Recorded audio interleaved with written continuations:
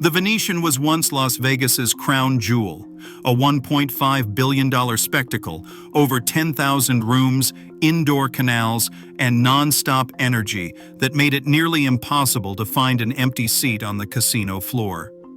Today, insiders report entire wings closed off midweek, echoing hallways and casino floors so deserted that dealers struggle to stay busy.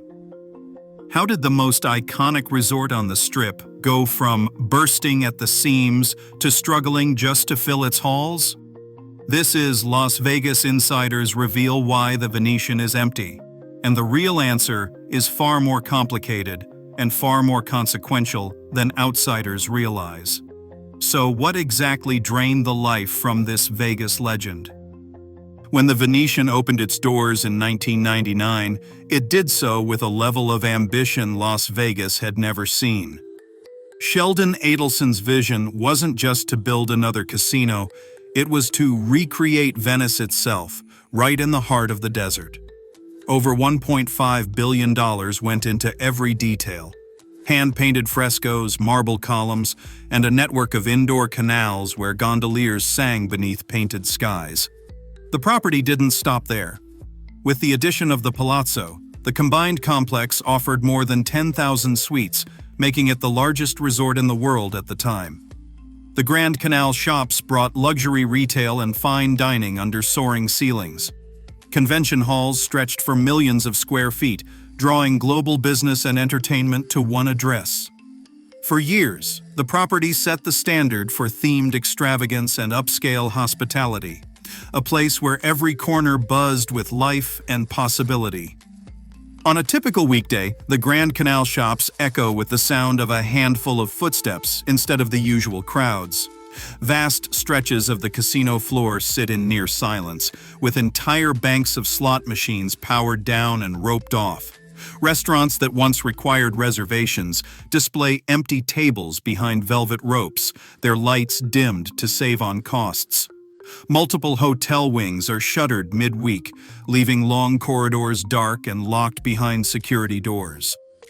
Even the famous gondolas drift through the canals without passengers, as gondoliers wait for riders who rarely appear.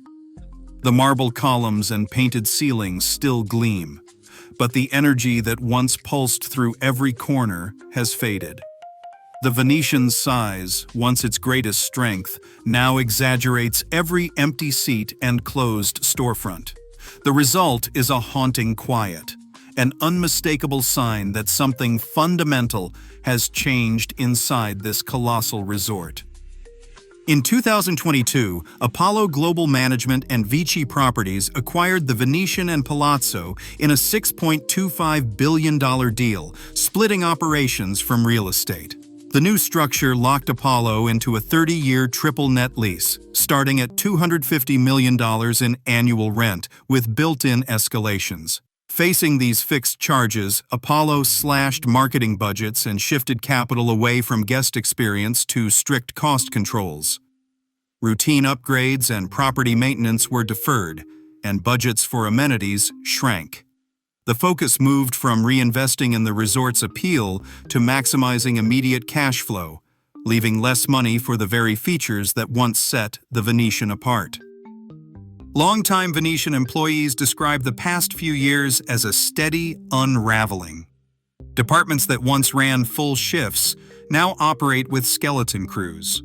Layoffs swept through restaurants, valet stands, and the casino floor, leaving those who remain covering double the ground.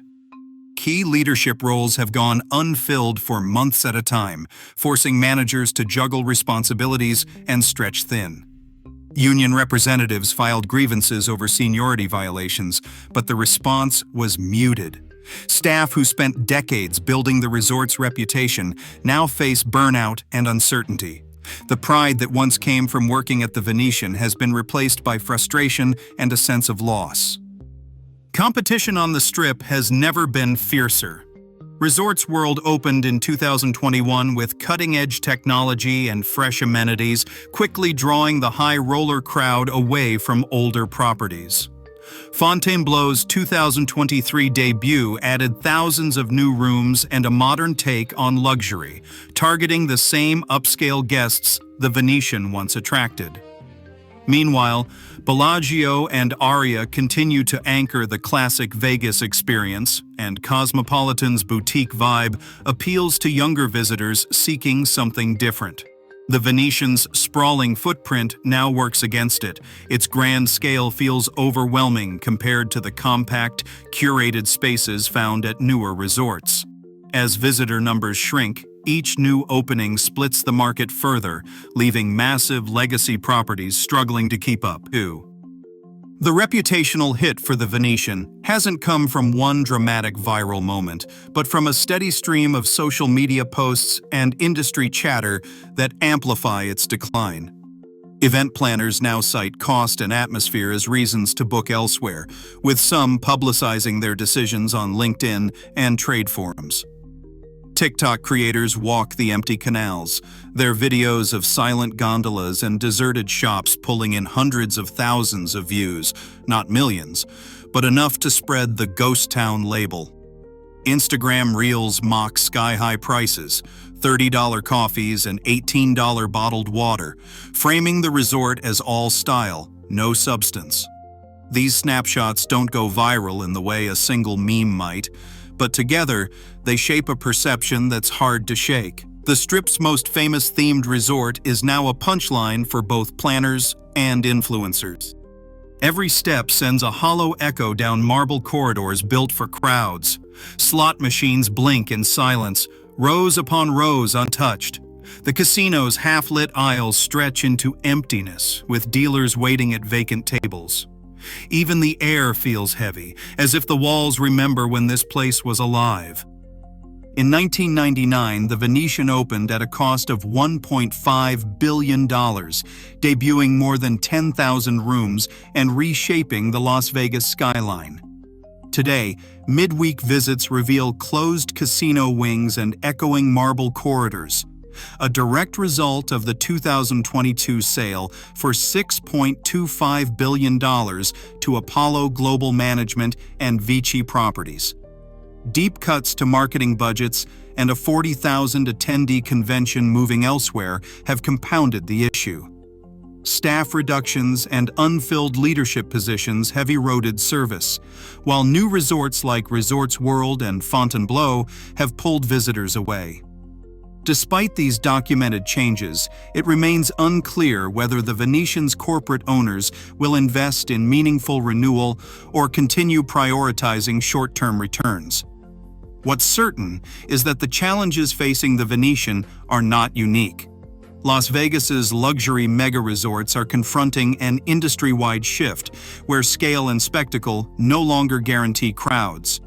Whether this emptiness is temporary or the new standard, the evidence shows that even icons can fade when the market and their caretakers move on.